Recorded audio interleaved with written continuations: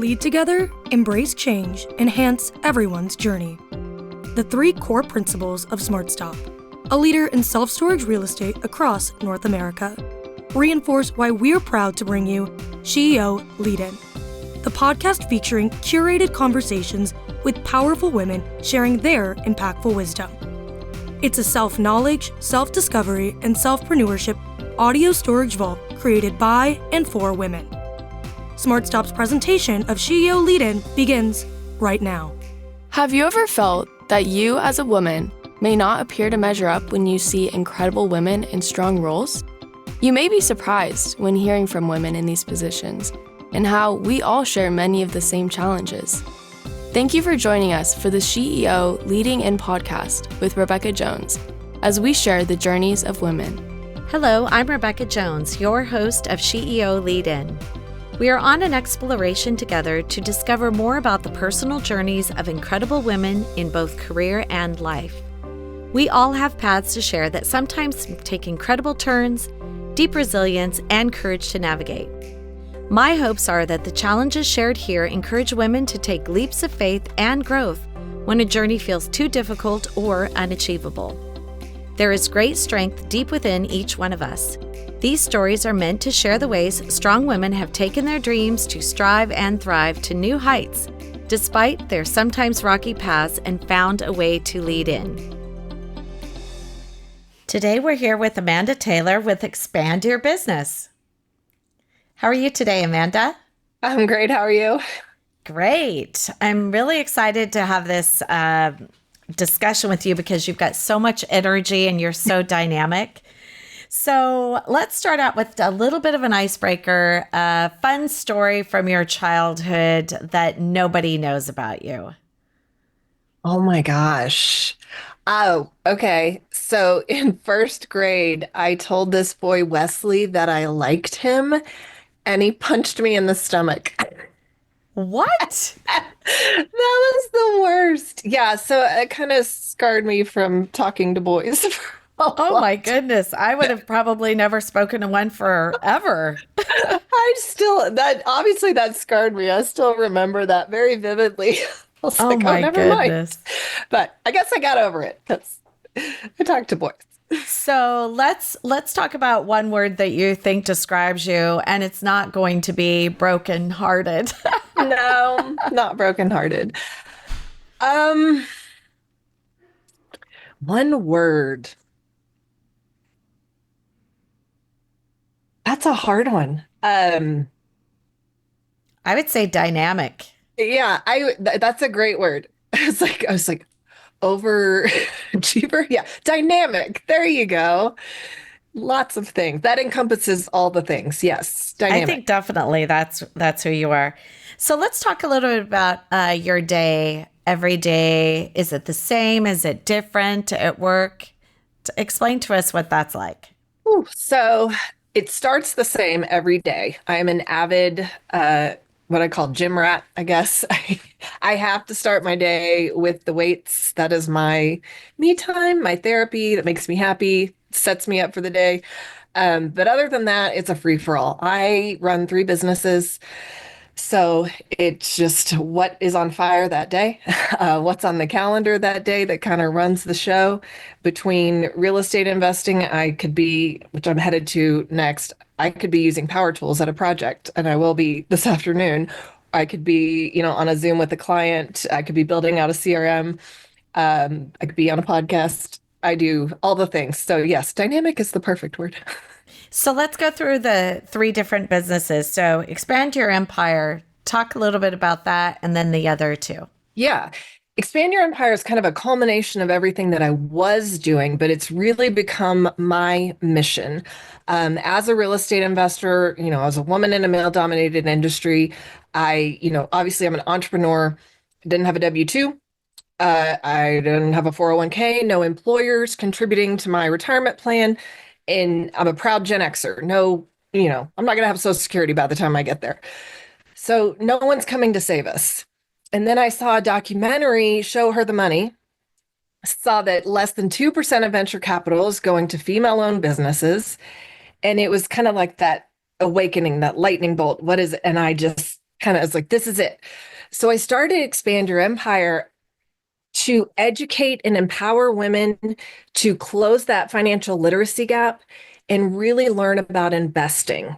As an entrepreneur, we put all of our time, energy, and money into building our business, and that's great. But what are we doing alongside our business to grow and protect our wealth? And we tend to step back. We tend to defer that decision. I mean, until 1974, a woman couldn't open a bank account or a credit card without a man's permission. I mean, Isn't that we're not crazy? that far removed. And so just to step into our confidence, step into our power, and learn. I just say intimidation and education have an inverse relationship. So let's just take it to the basics. Let's learn what we're comfortable with and let's start building wealth. So, how long have you been doing this? It's very groundbreaking, and kind of back to your point, it wasn't even that long ago that women couldn't actually even open a bank account. I That's know, isn't crazy that to me. crazy? Yeah, it really is. Um, you know, I've been in real estate investing since 2017.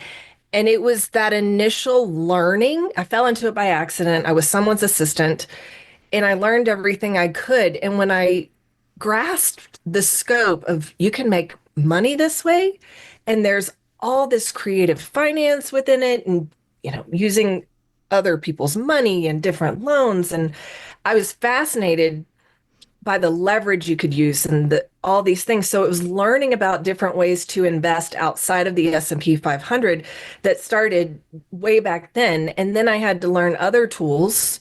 And the more I learned, the more I was like, we're not limited as entrepreneurs. We actually have more, awareness and flexibility and capability to grow our wealth through these alternative channels. So yeah, it just kind of grew over time as I learned. I'm like, we didn't learn this in school. Why isn't anybody teaching us this stuff?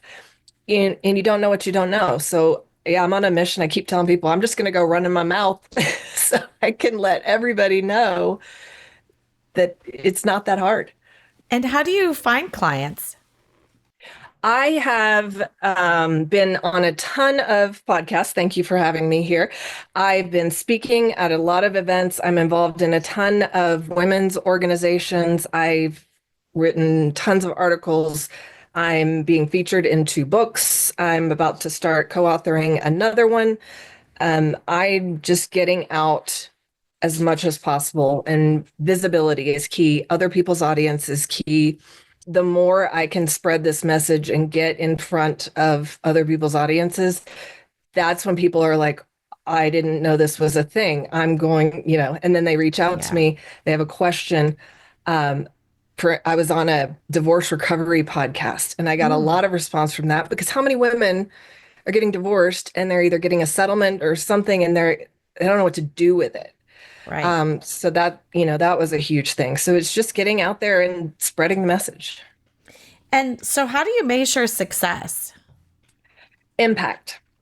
Yeah. That's kind of I want impact. I want people to, it's not about me, it's about you. It's what kind of change can you have in your life? How does your life change as a result of either, buying one of my houses, getting one of our business development programs? How does your business change? Or learning something that empowers you to grow your wealth? That's just really the goal as women, to support each other, to build each other up, and to give each other opportunities that we didn't know we had.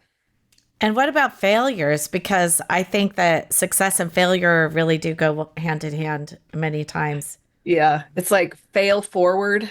I think, if you can, I can't remember, I just read the quote the other day, but if failure is not a loss, it's just a learning opportunity. And every time, something doesn't go your way or you think it's a failure, it's just, okay, what can I learn from this? And that was a hard thing for me because I'm very, I will say prideful. I don't know what the right word is, but I'm a perfectionist at heart.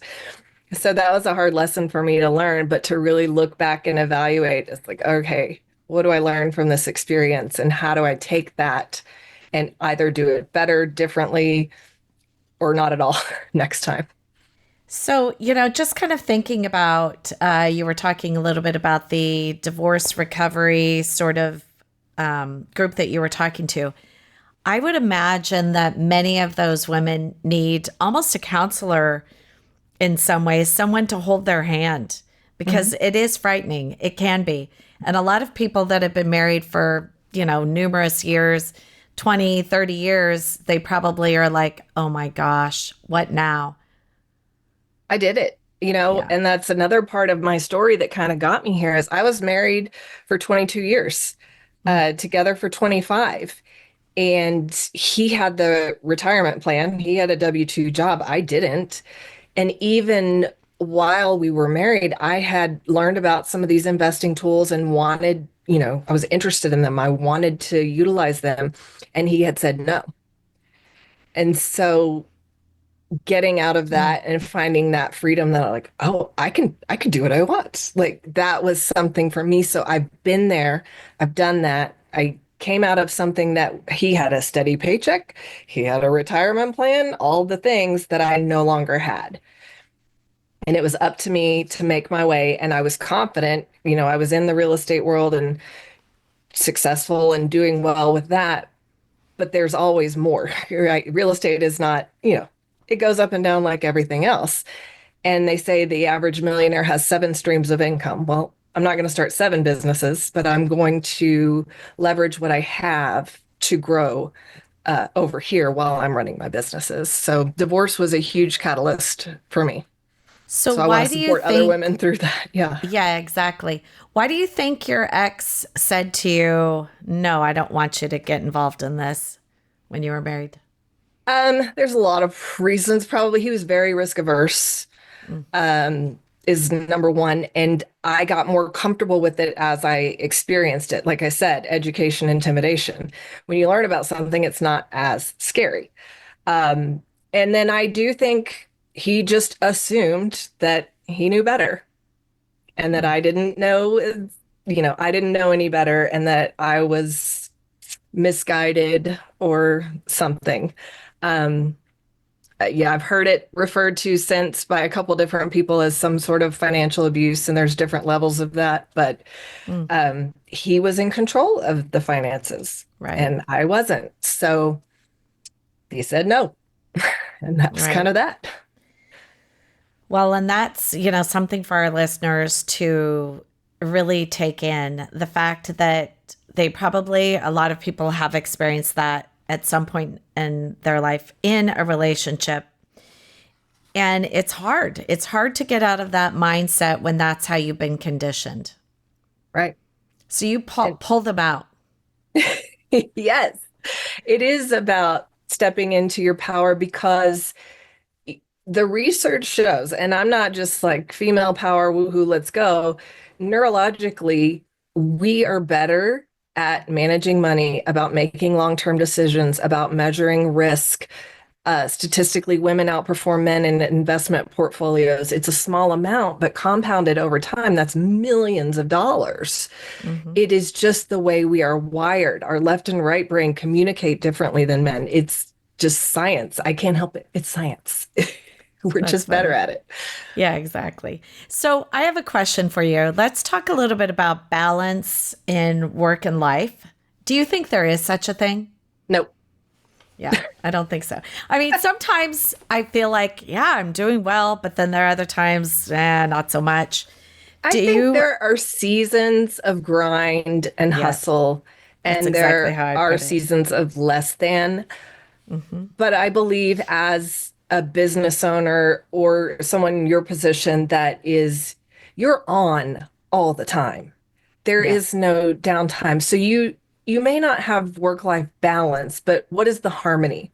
How do you set your essentials for your life? For me, it's the gym time, and every night I cook dinner and I watch Jeopardy. I'm a nerd. I love to watch Jeopardy. But I work those into my day. Those are essential things. They get done no matter what. And people, I live in Colorado. When now that it's spring, it's like, okay, I'm going to work in hikes and get outside as much as I can. So it's not necessarily balance. It's just what are your priorities and how do you make those essential things happen? And being able to make those a priority and something that's going to enrich you so that you could actually do more work Yes. and be better at your job. Absolutely. If I don't get outside or get to the gym, nobody wants to work with me. All right, so let's talk about barriers. As a female, do you see that you have barriers specifically because you're a female, or no? Yeah, I mean, when like I said, I first got into real estate investing. Somebody, these two men had started a group. I met one of their wives, and she was like, they need somebody just a couple hours a week to help them with their paperwork. You're organized. And I was like, okay, I don't know anything about it, but I'll do it. And I ended up basically running their company. I had learned everything I could about bookkeeping for that industry, property management, property acquisition, disposition, all of the contracts, financing, everything. And I was like, why am I making money for these people? So I started my own company and I started doing it myself and going to, meetings with other investors. I'm often the only woman in the room. Yeah. And when I, talk to wholesalers and, other people in the industry, you can tell they talk to me differently. And then when I start speaking up and being confident and using the language that I know, they definitely look at you differently. But I feel like it just builds respect to just go in there, be who you are, know what you know, and do the best job you can do. And I don't let that set a fire in me. I don't let it scare me either. It's just, I am who I am. I know what I know, and I know I'm good at what I do. But I know a lot of women, no matter what industry, they undervalue their services. They just tend to step back. They don't tend to push for either compensation or position or anything. And it's just in our nature. And I'm definitely trying, especially after my divorce, to like step up, stand up, be loud, take up space, all the things in a way that is, true to me. And that's just what I'm doing. So let's take a little stop, a little pause for a smart stop. SmartStop knows the winning connection is when we elevate success together. SmartStop Self Storage, a California company with nearly 200 properties and over 15 million square feet of rentable storage in the US and Canada, is committed to positively impacting the communities we serve on the national and local level. By aligning our core principles of leading together, embracing change, and enhancing everyone's journey with local initiatives focused on education, health, and social welfare, we all elevate together. Through financial and strategic partnerships with nonprofits and prestigious organizations such as Cloudcast Media, Arrow McLaren IndyCar, Breast Cancer Research Foundation, Wounded Warrior Project, USC Athletics, the Brampton Steelheads, MMA fighters and boxers, and other unique athletes, we aim to foster a sense of unity and pride within the communities we serve, creating a shared identity and generating a positive atmosphere. To learn more about our core values, our locations, and career opportunities, please visit us at smartstopselfstorage.com. SmartStop, elevating success together. Okay, so let's talk a little bit about that whole being spoken to differently by the subcontractors doing the work. How do you think they're feeling about a strong woman in the room that is as confident as you? I don't know if I'll ever know. I was in a room this weekend. There were contractors there, and I was in there with my power tools doing electrical work. And I can't imagine what they were thinking, but it's not like anybody's going to say anything. But I like doing that stuff. And I think I'm at an advantage because when they tell me something can or can't be done, or they want to charge extra for something, I can go in there confidently and say, nope, that's not true. And I think that is just knowing enough about, I'm not going to go in there and, tile a whole shower. You don't want me doing that at all. But Right. I know enough and I've done it enough. So that's just, knowledge and pride that comes with doing your job well and learning as much as you can about it. That's any industry, any job. I just think you have to be confident in what you know. And a lot of people are like, oh, I don't want to seem too cocky, or I don't want to be that person, overly confident woman, and because then they're going to call you a, whatever. I'm just, nope, this is what I do. And so So did you ask questions or did you just kind of observe and then just watch how things went? it started off as observation and then it became a lot of curiosity. And so I Yeah. was like, I want to know everything. And because I enjoyed it, it was different. I was in dentistry for 15 years as a practice manager. That was just a job, right? When I found this, I was like, ooh, there are so many facets of this that I find so interesting and want to learn everything about. So it was like, I'm just watching, I'm just learning, I'm just checking the boxes. But then, yes, it became teach me how to do this.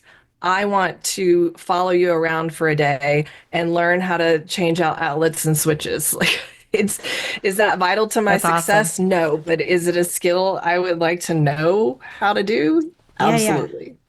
So I have a question. What are some lessons that you've learned that you would like to share with young women that they could apply to their lives as well? I would say money is such a can be a taboo subject for a lot of people, or we think we can wait to think about that until we're older. Mm-hmm. But by the time, you get there, it's too late. So any young woman, married or not, doesn't matter. You have to start thinking about the future before you think you have to do anything about it, because there's a ton of Gen Xers my age who are not prepared for retirement. They have not saved anything, because we just think, oh, we'll worry about it when we get there. But, the economy changes all the time. Everything's changing. So if you're not prepared and protecting yourself, you've got to know what's coming for you. And I always, even in my business development company, if you have a business, we always start with the end in mind. Same in real estate. What's your exit strategy? Let's start there and start there at the very beginning. So I say always be planning for the exit. So if you don't have, you don't have to think about it as retirement. I don't plan to retire, but I do want to know how I'm going to live my life for the rest of it and how I'm going to be protected and pay for it. So Well, and I would have a say roof start over as your early as head. possible. Right. And have a roof over your head and make sure that you've got enough Yeah, to get you through those tough times. Say you're not bringing in generating income. exactly. So, really, how did this just come to you where you're like, you know what? I feel passionate about this. I need to do this. Is there I some? can't explain it any other way than, I was 46 years old and that thing hit me because I've always I like real estate and I like doing this and I'm really good at this, but it never felt holistic. And then as soon as I saw that documentary, although that was one tiny piece, it made all the puzzle pieces fit together. And I'm like, this is it. This is the cherry on top of everything. And this is how we're going to put the whole picture together. Because whether you're growing a business and utilizing funding and technology that we offer, whether you want to get into real estate investing or any other kind of investing, precious metals, venture capital, private equity, um, crypto, whole life insurance, whatever. I want to teach you about it so that you can flourish in your business and in your personal wealth. And it's like, this is full circle. This is everything combined into one. And it just came to me and I am out there doing it. That's awesome. So, let's talk about your just the whole thing about the investing in properties, fixing them up, that being a very male dominated sort of space. How do you overcome when you are the only woman in the room? How do you overcome the part where they just think, oh, she's cute. He's You can cute. just stay over there and you don't need to say anything because you don't know much. How do you get through that? Because I would imagine it would be somewhat intimidating. I think it was at first, but I don't shy away from the conversation because I am confident in what I know and what I've done. And it did take me a while to get there because, I think most women do this. We undervalue our own experience.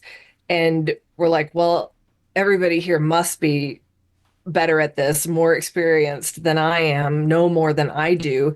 And then when I get in those rooms, I'm like, oh, this is, we're all the same. I can hold my own in this room. So for me, it was just opening my mouth, Yeah. really, and just being part of the conversation and talking about what I know. And then you know, they realize that, oh, she really does know what she's talking about. So nobody told me to be quiet. That was probably more self-imposed in the beginning. So yeah, when I realized like I can contribute to this conversation, I did. Let's talk a little bit about that comment that you made about undervaluing ourselves. That is pretty powerful. And I would say that would also be imposter syndrome. Hmm. A lot of, you can put that a few different ways. But why do you think that is? If I knew, I'd be rich because I'd be solving that problem for everybody. It's that innate thing that we women have. Because there's not a woman I've talked to that doesn't have some piece of that in them, Agree. whether it's about their physical appearance or, their business acumen or how they show up in the world. It is in us for whatever reason. And, if I don't have it in the real estate world, I've got it somewhere else. Hmm. So I don't know. And it's a hard thing to do. And especially, with myself and my business clients, when we're setting our prices, you own your job and you get to set your prices. I see so many people like, well, it only takes me this much time to do it, so I don't need to charge that much. I'm like, no, no, you're not charging for your time. You're charging for the value you bring and the results that you get. And that is worth how much to that client, not, Right. oh, it only takes me 2 hours. Well, yeah, because you're really freaking good at it and you need to value that. So it's just a mindset shift, and we're all guilty of it. Well, I think a lot of it is also positive self talk. You Yeah. have to do it each and every day. Yeah. And I am amazing. I am strong. I am the best at this. And so on and so forth. That is really important, I think, each and every day. yeah, I have a post-it note on my mirror because that is a hard thing for me to do. And I think a lot of women, it's like that saving at an early age, like I'll get to it when I get to it kind of thing. Yeah. All right. So we're going to boil it down. You walk into a room. There's a group of young women just thirsty for knowledge. What advice are you going to give them that you cannot allow them to walk out of that room and not hear? 100%. Never, ever put your savings in a traditional bank savings account, ever. Either invest it. I would highly recommend a whole life insurance policy if, it's properly structured, or at least get a high yield savings account. I think right now they're at like 4.25%. I remember the first time I dawned on me, I got my Chase Bank savings account statement at six figures in there, and I got my end of year interest statement, and I was like, what? I'm actually losing money having this sit in here. Your money needs to be working for you. So put it somewhere where that money is making money. There you go. Because you've got to plan for the future. Yes. I got it. Okay, what's next for you? Oh man, I've got there's a SaaS Cash and Class. I can never say that right, but I did it in Denver conference in April. I'm going to be in Toronto in May for a conference. I'm going to be ton of virtual conferences. I'm going to be in Vancouver in August. I'm all over the place, like I said, running my mouth. I have on expandyourempire.org. I've got community coaching and consulting that people can come And it's like I said, I don't have an MBA in finance or anything. I'm trying to do this on a real world, woman to woman, non-intimidating basis of let's learn together, find out what fits for us. You don't have to have hundreds of thousands of dollars to start investing. You can literally do it with your spare change. You just have to take the first step. And don't give up. And don't give up. Thank you so much, Amanda. I really appreciate your advice and everything that you've shared with us today. And I'm excited to see what you do next. Me too. Stay tuned. Big thanks. Okay. All right. We'll talk soon. All right. Thank you so much. Now that was powerful. We hope you've been lifted and encouraged by today's inspiring voice. Always remember that life doesn't look exactly the same for each one of us. Never stop dreaming, striving, and thriving. In future episodes, we look forward to bringing you powerful stories from amazing women who learned how to lead in to challenges. Thank you for listening and being part of our community with SheEO host, Rebecca Jones. The incredible curated SheEO conversation you just enjoyed was brought to you by SmartStop, a leader in self-storage real estate and a company that upholds its core principles of leading together, embracing change, and enhancing everyone's journey. To learn more about SmartStop, please visit smartstopselfstorage.com. Cloudcast Media.